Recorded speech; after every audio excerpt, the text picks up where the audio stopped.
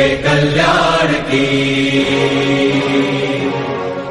धर्म अधर्म आदि अनंत, सत्य असत्य कलेश कलंक, स्वार्थ की कथा परमार्थ की। शक्ति है भक्ति है, जन्मों की मुक्ति है, जीवन का ये संपूर्ण सार है कथा संग्राम की।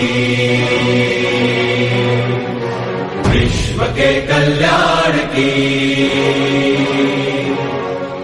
धर्म अधर्म आदि अनंत, सत्य असत्य कलेश कलंक, स्वार्थ की कथा परमार्थ की। शक्ति है भक्ति है, जन्मों की मुक्ति है, जीवन का ये संपूर्ण सार है कथा संग्राम की। विश्व के कल्याण की।